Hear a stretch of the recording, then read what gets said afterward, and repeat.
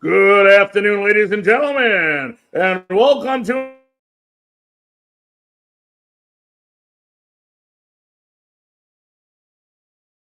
AM WTOB 980 AM 96.7 FM. We're also on TobaccoSportsRadio.com and several different social media platforms such as Twitch, Facebook, YouTube, Twitter, Instagram, TikTok, and if you have any more out there, we're probably on them as well. It is a great day here, a great Friday, and I'll tell you what, things are kicking up in Major League Baseball, and believe it or not, we picked up a free agent here on Frankly Speaking Baseball as well. It is my great honor, thrill, and pleasure to introduce to you one of the most incredible baseball analysts that I have worked with. Let's welcome in Brett Wiseman. How are you, Larry? Brett, I'm doing great. Thank you. I love having you, buddy. I'm so excited for the remainder of baseball. I mean, it's the best time of year. I know you love it, and I know I love it, and I'm looking forward to what looks to be an unbelievable second half of the season. It's been wild, and I kind of wrote about it on SportsCarolinaMonthly.com, how topsy-turvy the standings are right now. Yeah, the Marlins are on a little bit of a slide, but they came out of the break the second-best team in the AL behind the Braves. You look at teams like the Diamondbacks, the Rangers, teams that coming into the year you wouldn't normally have thought would be contenders. But to me, Larry, it's been the teams that have been able to utilize a lot of the rule changes well. You look at the Diamondbacks as well as they run the bases. You look at the Rangers, as much as they've been able to hit for power, just swept the Tampa Bay Rays. It's the teams that have been able to find that mix that have been able to be successful. Yeah, and I want to go ahead and I want to start out in the American League East because I cannot believe I'm saying this. What are we? I guess right past the halfway of July, let's call it. We're in the second part of the season, and I don't know if this sounds right to you, but the Baltimore Orioles are in first place in the AL East. Remember, the Rays started off with a 13-0 record. Baltimore with this young team, Brett, and I mean youngsters. I mean, you look at this team, and this is a team not just current, but also for the next couple of years that are going to be very, very competitive. Yeah, you said it. I mean, if anything, I think the O's right now are a year ahead of schedule when you look at where things stand for them organizationally. But you look at the talent that's on that roster right now, it's not really a surprise that they're as good as they are. We knew they had the pitching coming into the season. We knew they had a deep bullpen. We knew they had a pretty solid starting rotation, but offensively up and down the lineup, just contributions from everybody. Adley Rutschman, Cedric Mullins, a Greensboro product. He's been hitting the cover off the ball like he has the past couple of years. Mountcast, everybody in an Orioles uniform has been stepping up, and they've had the pitching to back it up. It's an Islanders kind of scenario right now at Camden Yards.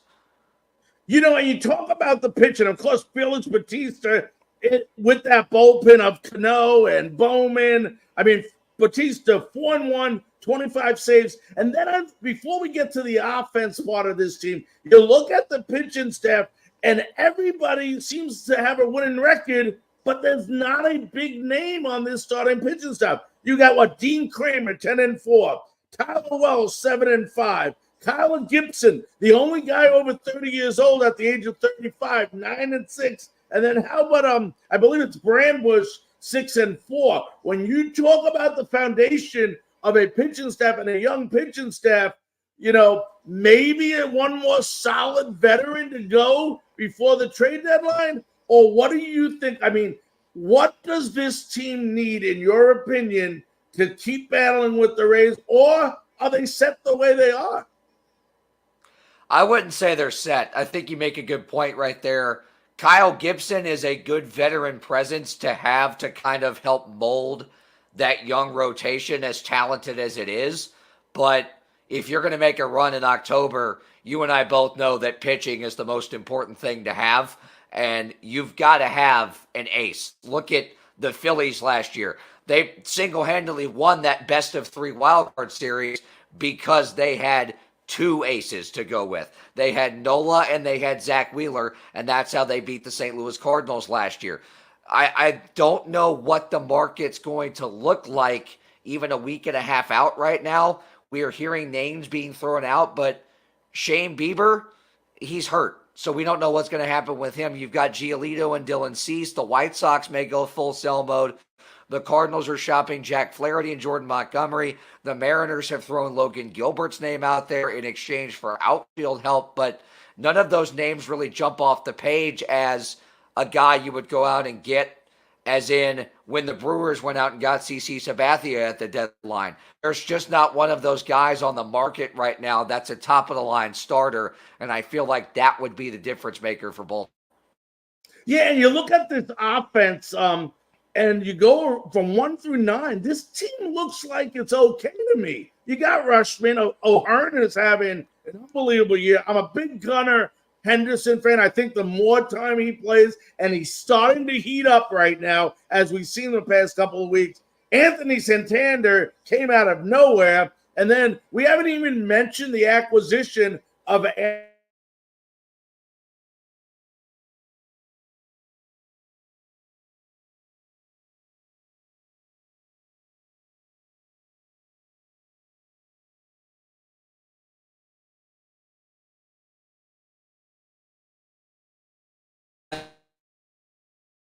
Yeah, hitter friendly. When you go from center on to the left, not very hitter friendly since they moved that wall back and heightened it. But this is a team that 1 through 9 right now, Larry, they don't give away at bats. They grind out at bats. And for young guys like Gunnar Henderson having just come up, being a top prospect, Adley Rutschman being the highest regarded prospect in baseball to do what he's done, you have guys in other parts of the order. You have guys like O'Hearn. You have guys like Mullins and Mountcastle and Santander that are known for grinding out at bats. And I think the most underrated in-season acquisition in baseball is Aaron Hicks. He needed a fresh start. He was getting booed out of Yankee Stadium at the time he was in the lineup, and now he goes to Camden Yards and he brings that Yankee pedigree with him, and you can just see the spark that it has given the lineup when he's in it in terms of the mentality of it. Every single at-bat is a war for the opposing pitching staff. You know, we move over to the Rays, who started out the season.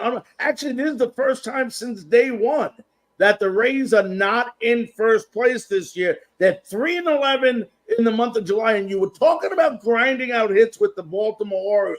Well, in the first half of the season, or maybe the first 3/4 of the first half, if you want to put it out, the Rays were getting hits all the time, grinding out hits. They had Yandy Diaz, Rosarino, Wander Franco, all these guys that are capable of grinding out hits. But it seems like the last 30 days or so, this team is leaving way too many people on base. They're not getting that timely hit, and it's not the pitching. I mean, they got an unbelievable pitching staff as long as they stay healthy, with the Glasnow, Eflin, and McClanahan being 1, 2, 3. They got a great bullpen, but you can't have guys like Brandon Lau batting 207. Yes, he has 13 home runs. Taylor Walls hasn't panned out, batting 203. Yes, Series has 18 homers, but he's batting 217. This is just a matter of the Rays. Everything that was clicking at the beginning seems to not be clicking now. Do you see this team battling back and getting back where they need to be? And in your opinion, if anything, do they maybe need another maybe right-handed power hitter if there's one available at the trade deadline? I think right-handed power would be the way to go at the deadline, but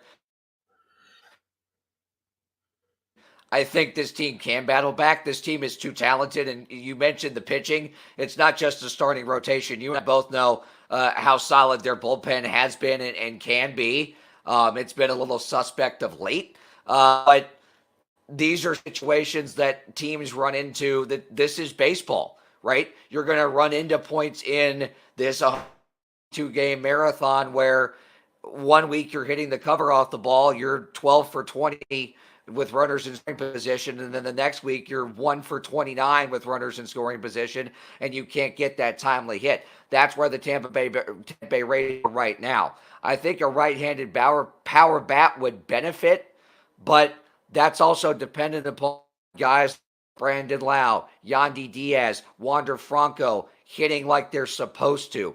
We know how complete this lineup is. We saw it through April and May, and now they kind of hit that swoon in June, and it's kind of continued on through July. They have the pitching to get them through. It's a matter of really the bottom third of the order, I think, for the Rays getting the job done. It's 1 through 5 and 6 that are carrying the load right now. It's got to be 7, 9 that find ways to come through. Yeah, no doubt about that. And you look at the AL East, the only division in all of Major League Baseball with every team over 500 mark. You know, it's easily said that 4 teams from this division could actually make the playoffs. But in my opinion, and I know we might disagree on this, I think the Yankees are